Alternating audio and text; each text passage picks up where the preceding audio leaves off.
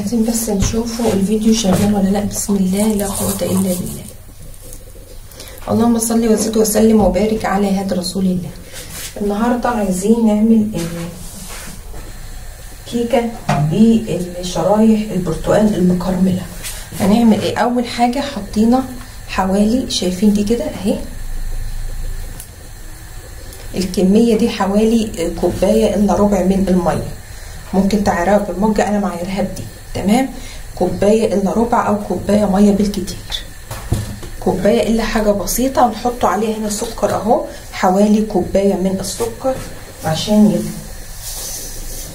يبقى كوبايه سكر كوبايه ميه عشان ما نتلخبطش. ممكن تخلي زي ما قلت الميه اقل حاجه بسيطه.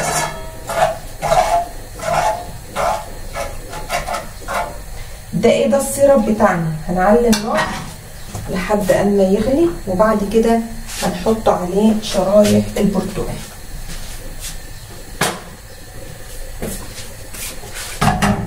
طبعا لازم اهم حاجه يغلي زي ما بنعمل سيرب بالظبط.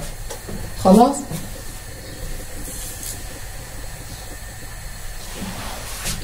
عبال ما يغلي عندنا هنا شرايح من البرتقال قطعناها بالسم كده اهو.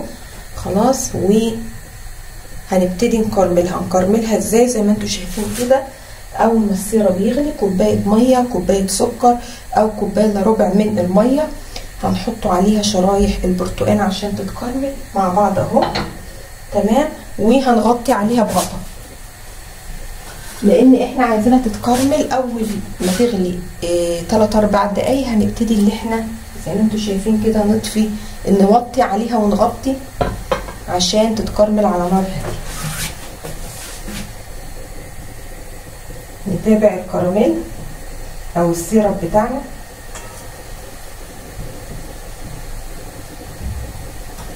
اهو بدأ يدخل في الغليان اهو، شايفين اهي.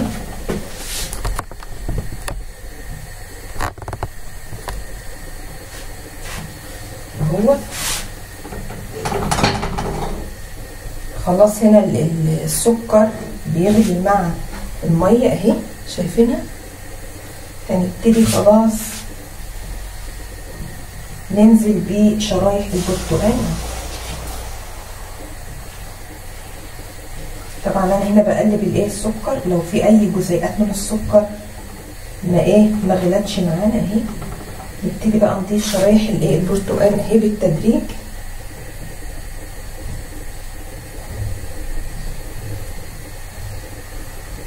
طبعا لازم يغلوا مع بعض.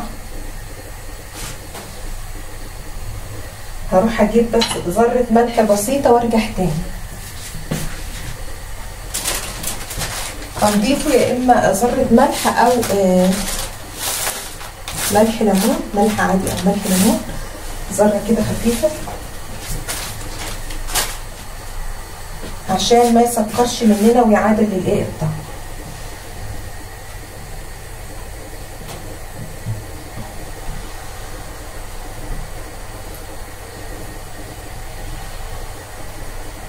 هنا بنوزع شرايح البرتقال اهي عشان تتكرمل. اول ما تغلي في السيرب هنتابعها، بس اهم حاجه على نار هاديه عشان ما يتحرقش مننا. خلاص، شرايح البرتقال اهي يا جماعه، عايزينها طبعا تتكرمل في مستوى واحد. هنا السيرب بدا يغلي اهو.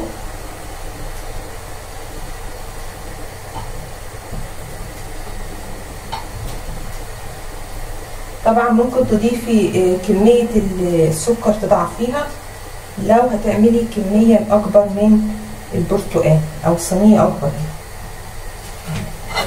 كده خلاص البرتقال بتاعنا بدأ يغلي اهو. اول 5-6 دقايق على نار هادية، على نار عالية اهي. كده هنوطي ونغطي اهو، شايفين.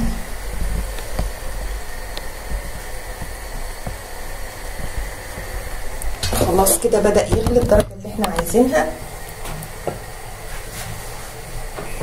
اهو.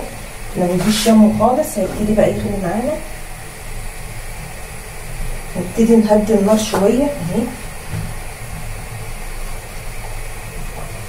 نهدي النار وتعالوا نشوفوا بقيه الخطوات بتاعه الكيكه بتاعتنا عامله ازاي. بصوا بقى نيجي للكيكه بتاعتنا العاديه هنعملها من غير بيض. طيب ايه البدايل اللي بتخلي الكيكه تتنفش من غير بيض؟ اول حاجه دي كوبايتين من الدقيق، لو احتاجنا نحط عليها معلقه من البيكنج باودر. طبعا الدقيق ممكن ياخد نص كوبايه كمان. ادي بيكنج باودر اهي. نحط كمان لان دي كانت معلقه صغيره، احط كمان حوالي مثلا معلقه من دي مليانه اهي. نقلبها مع الدقيق. طبعا الدقيق نخلينه، وكل ما تدخلي الدقيق بيدخل فيه الهواء وبيوصلك للدرجه اللي انت عايزاها. هحط هنا عليها ذره من الملح. تمام. واحط عليها معلقه من النشا. النشا بتديها قرمشه كده وطراوه في نفس الوقت، تبقى مقرمشه من بره وطريه من النص. هنقلب بقى الحاجات دي كلها في الايه في الدقيق، وزي ما قلت الدقيق كل ما تقلبيه هتوصلي للنتيجه اللي انت عايزاها. بسم الله لا قوه الا بالله اهي.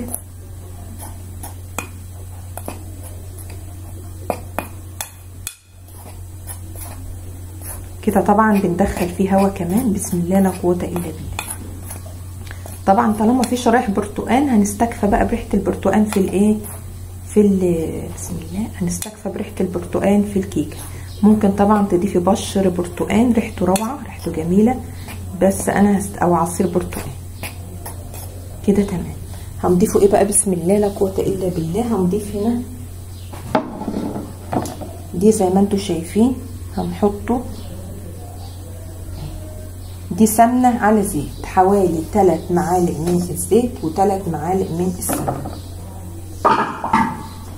3 زيت و3 سمنه. خلاص. ممكن في ناس بيعملوها بالزيت بس. تمام كده شغاله وكده شغاله. هتضيفي عليها السكر. تضيفي بقى نص كوبايه، تضيفي كوبايه الا ربع. انا هضيف هنا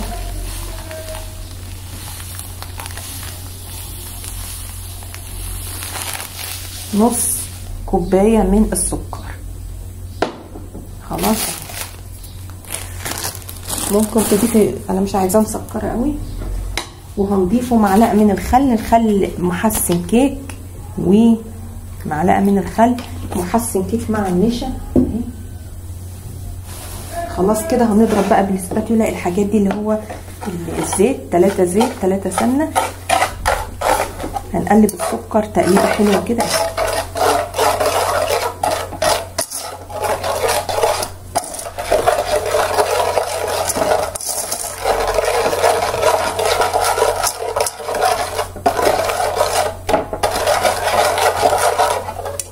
بلاش بقى دي كده. فاضل اهم حاجه في الاخر خالص، هنحطه ميه سخنه. تمام.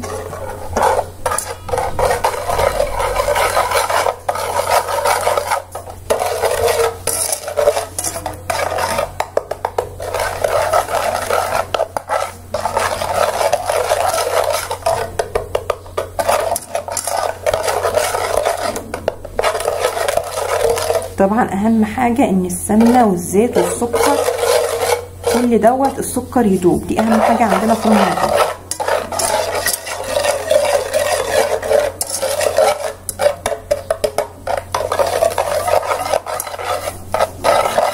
في المرحله دي بقى عايزه تضيفي ميه. تمام. عايزه تضيفي عصير برتقان. تمام برضه.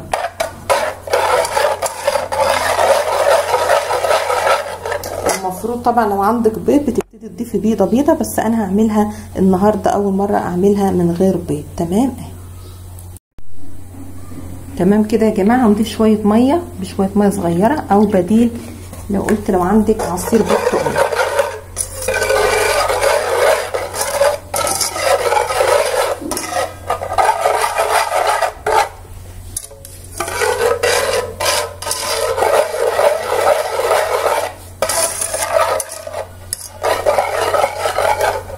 طبعا كل الحاجات دي بتدوب السكر.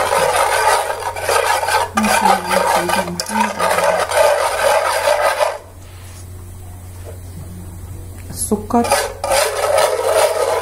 عايزين ندوبه تدويبه حلوه ونرجع تاني. هنا بقى نبتدي ننزل بالكوبايتين الدقيق اللي عليهم معلقه من النشا ومعلقه من البيكنج باودر. هنبتدي ننزل بسم الله كوبايتين اهو او مجين يعني بالكوب المعياري دهوت. ولو احتاجنا ميه هنضيف ميه سخنه، لان الميه السخنه من الكتل هي اللي بتخلي بسم الله صل على سيدنا محمد،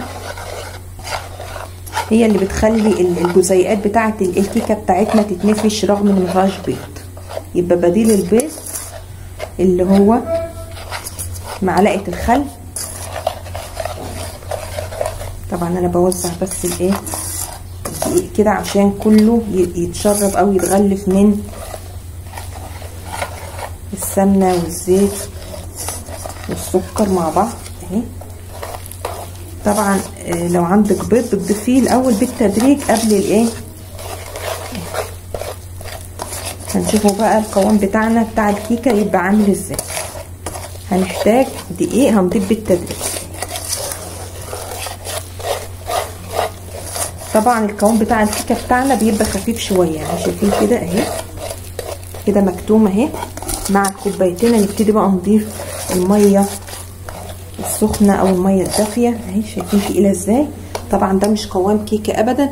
هتابع بقى مع بعض حلقات اليوسفي او السفندي او البرتقال ونرجع تاني. اليوسفي بيغلى على النار. هنا بقى شايفين الكيكه عامله ازاي تقيله. هنبتدي بقى نضيف ميه بالتدريج لحد ما نحصل على القوام اللي احنا عايزينه. قوام بتبقى خفيفه شويه مش تقيله قوي. شايفين برضو لسه تقيله اهي. ده مش قوام كيكه خالص اهو شايفين. هنبتدي بقى نضيف. هبتدي اضيف ميه بالتدريج. وعايزه تضيفي عصير برتقال تمام بشر برتقال زي ما قلت تمام اهي. الميه الدافيه هي اللي هتخلي ان شاء الله جزيئات الكيكه ايه بتاعتنا تبقى منفوشه وتعلى في الفرن. هبتدي بقى هنا اضيف شايفين برضو منقار البطه ده لسه تقيل. هبتدي اضيف ميه بالتدريج ونرجع زي ما قلت. اخر بقى نص كوبايه ميه مغليه او سخنه دي اللي هنبتدي نخفف بيها الايه الكيكه اهي على حسب الكيكه اللي قدامي. اللهم صل على سيدنا محمد. هنقوم بقى نجيب شرايح البرتقال دلوقتي.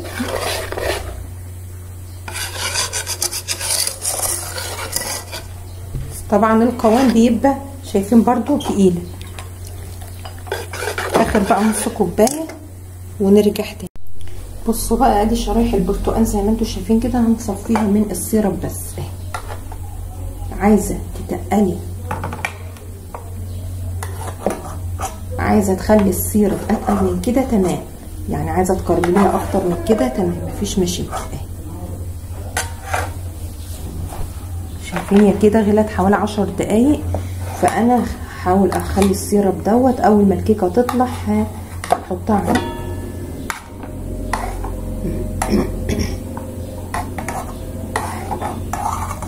شايفين اهي.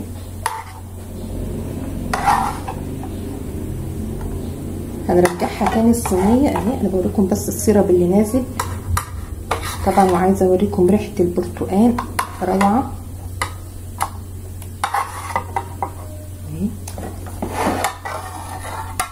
شايفين السيرب العسل اللي نازل ده.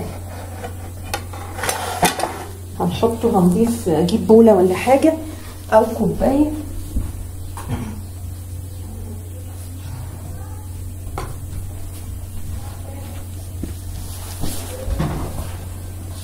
اهي. نصفيه كده. عايزه بقى تخليها على النار لحد ما تشرب السيرب ده تمام. نرجع بقى السيرب اهو ونرجع هنا الشرايح البرتقال تاني عشان نحطها بقى في الصينيه دي. نوزعها كده توزيع عشوائي اهي.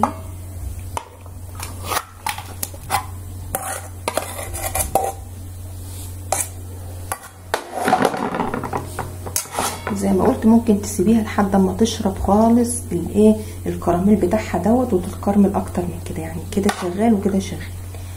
ادي شرايح البرتقال اهي، نوزعها كده ونصب عليها بقى الايه الخليط بتاع الكيكه بتاعنا اللي احنا عملناه.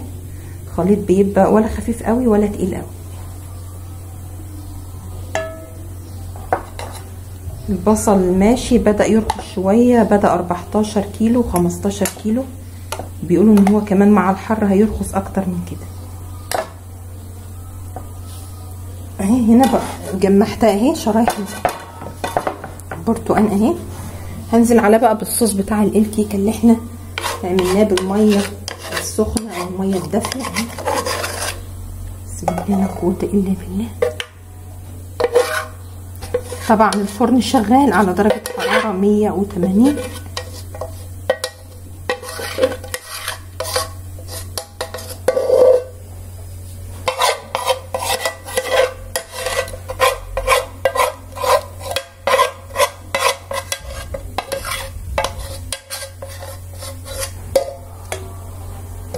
طبعا هنهبتها كده بس عشان